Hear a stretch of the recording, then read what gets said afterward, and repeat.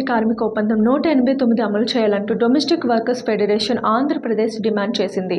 విజయవాడ స్థానిక న్యూ ఆర్ఆర్పేటలో ఈ రోజు సదస్సును ఏర్పాటు చేశారు. ఈ సందర్భంగా వారు మాట్లాడుతూ కార్మికులకు కనీసం వేతనాలు మంజూరుతో పాటు ఈఎస్ఐ, పిఎఫ్ చేయాలని, గృహ కార్మికుల కోసం నగరాల్లో గృహాలను కేటాయించాలని వారు డిమాండ్ చేశారు. ఈ కార్యక్రమంలో Andhra Telangana coordinator sister Lourdu Mary, city coordinator miss Lalitha తదితరులు పాల్గొన్నారు.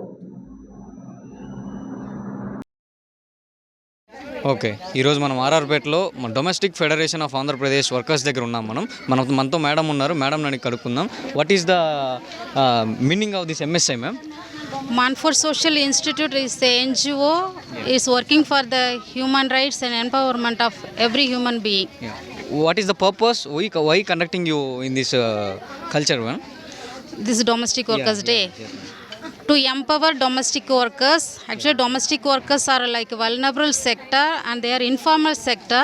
To empower them, to educate and aware, giving awareness that they are also having all the rights like any other person.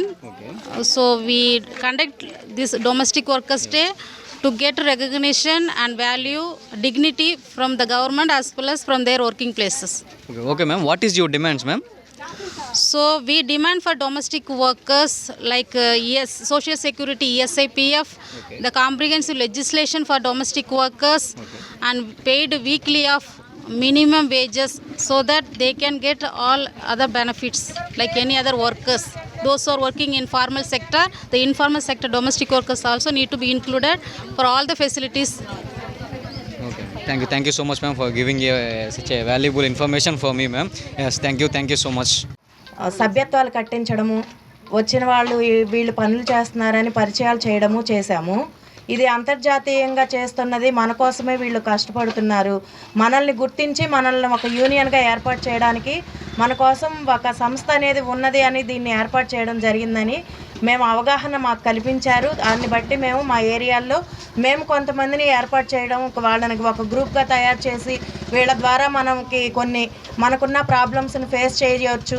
మనము ఒకళ్ళకి తెలియపరచడానికి మన గొంతుకును ఎలుగెత్తి చాటడం కోసం మన కోసం వర్క్ చేస్తున్నారని మనం పరిచయం అవుదామని చెప్పేసి ఒక యూనియన్గా ఒక గ్రూప్లో జాయిన్ అవ్వడం అయింది.